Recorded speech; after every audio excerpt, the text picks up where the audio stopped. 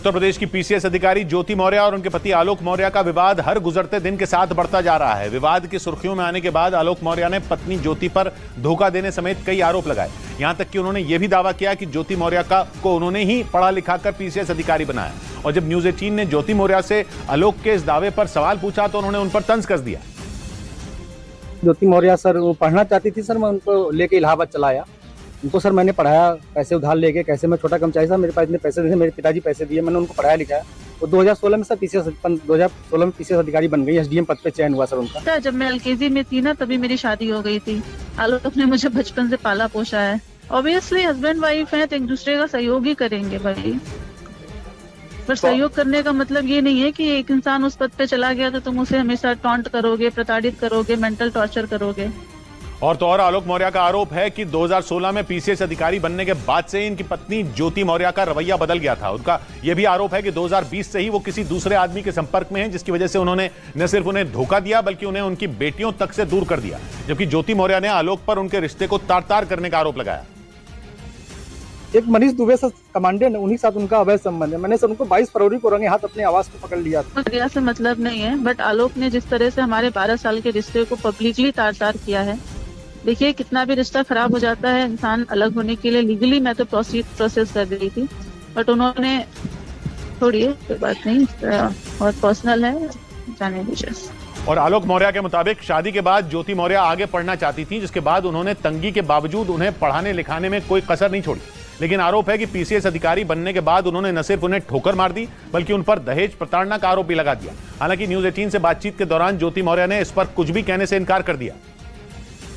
उन्होंने अपने बाइट में भी कहा कि आज मैं जो सफल हुई हूँ और उसका श्रेय मेरे पति आलोक कुमार मौर्य और मेरे ससुर राम मुरारी मौर्य का है।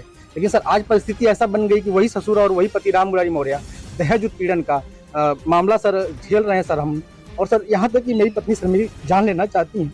मुझे सिर्फ फोन करके कही है कि ये जांच सब रुकवा दो, नहीं तो तुम्हारी जान चली जाएगी सर। पर्सनल मैटर बताया मैंने, मेरा मैट्रिमोनियल केस ऑलरेडी आलोक के ये सब कहने से पहले से ही मेरा मैट्रिमोनियल केस चल रहा है कोर्ट में। इस बीच आलोक मौर्य के बचपन के दोस्त ने पीसीएस अधिकारी ज्योति मौर्य के उस आरोप को गलत बता दिया जिसमें उन्होंने आलोक पर झूठ बोलकर शादी करने की बात कही थी। ज्योति मौर्य का आरोप है कि आलोक मौर्य ने शादी के वक्त खुद को ग्राम पंचायत अधिकारी बताया था, जबकि वो पंचायती राज विभाग में एक मामूली सफाई कर्मचारी हैं। इसी बीच ज्योति मौर्य और आलोक मौर्य की शादी का एक कार्ड भी सामने आया जिसमें आलोक मौर्य के नाम के नीचे ग्राम पंचायत अधिकारी लिखा दिखाई दिया। लेकिन इस मामले में नया मोड़ तब आ गया जब आलोक मौर्य के बचपन के दोस्त रामकृष्ण चौरसिया ने ज्योति मौर्य के इन आरोपों को गलत बता दिया। शादी कार्ड हम ही लोगों ने छपवाया था, उस पर कहीं जिक्र नहीं था। इसी तरह गाँव के कुछ लोगों ने भी ज्योति मौर्य के लगाए आरोपों को सिरे से खारिज कर दिया।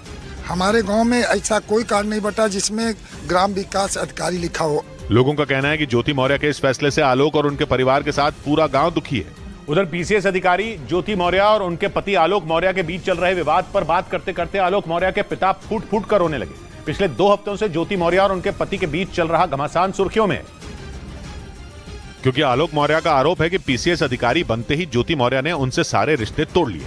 इस बीच न्यूज 18 की टीम उत्तर प्रदेश के आजमगढ़ जिले में मौजूद आलोक मौर्य के गांव बचवल पहुंची, जहां आलोक मौर्य के घर में उनके पिता राम मुरारी मौर्य मौजूद थे। लेकिन जैसे ही ज्योति मौर्य और आलोक मौर्य से जुड़े विवाद का जिक्र हुआ, वो फूट फूट कर रोने लगे। से नहीं गिरता, जब गांव वालों के मुताबिक जब से एसडीएम ज्योति मौर्य ने आलोक के परिवार पर दहेज के लिए प्रताड़ित करने का आरोप लगाया है, तभी से राम मुरारी मौर्य सदमे में। उनकी तबीयत लगातार खराब होती जा रही है।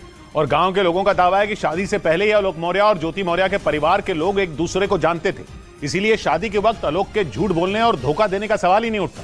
2009 में आलोक मौर्य की पंचायती राज विभाग में सफाई कर्मचारी के तौर पर नौकरी लगी थी और उसके अगले साल यानी 2010 में आलोक के घर वालों ने उनकी शादी वाराणसी की रहने वाली ज्योति मौर्य से करा दी। आलोक मौर्य के गांव के लोगों का कहना है कि दोनों के घर वाले एक दूसरे को पहले से ही जानते थे, क्योंकि आलोक के चाचा दरोगा थे और उनकी तैनाती उस दौरान ज्योति के गाँव में थी। इसी वजह से दोनों परिवार एक दूसरे को अच्छी तरह से जानते थे और ज्योति और आलोक को भी एक दूसरे के बारे में सारी जानकारी थी। आलोक और ज्योति का परिचय पहले से था। आलोक के चचा उसके बगल में रहते थे, उनके परिवार के बगल में रहते थे। गांव के लोगों का यह भी कहना है कि आलोक और ज्योति दूर के रिश्तेदार हैं। दोनों का परिवार गरीब था और सब कुछ जानने समझने के बाद ही दोनों परिवारों के बीच रिश्ता हुआ था।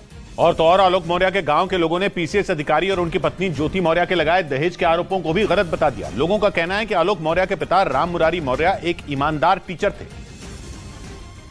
और उन्होंने न तो शादी के वक्त कोई दहेज की डिमांड की थी और न ही शादी के बाद। आलोक मौर्य के गांव के लोगों के मुताबिक ज्योति मौर्य को पीसीएस अधिकारी बनाने के लिए उनके परिवार ने पूरी ताकत लगा दी थी। लेकिन जब एसडीएम बनने के बाद ज्योति मौर्य ने परिवार पर दहेज मांगने का आरोप लगाया तो पूरा परिवार हैरान रह गया। गांव वालों के मुताबिक आलोक और उसके परिवार के लोगों ने कभी भी ज्योति से पैसों की मांग नहीं की। एसडीएम बनने के बाद कोई डिमांड करता है 10 लाख या 25 लाख की कोई बात ही नहीं थी। गांव के लोगों की यह भी दलील है कि अगर आलोक को दहेज मांगना होता तो वो शादी के वक्त ही मांग लेते। इसीलिए शादी के 13 साल बाद दहेज के लिए प्रताड़ित करने का ज्योति मौर्य का आरोप बेबुनियाद है।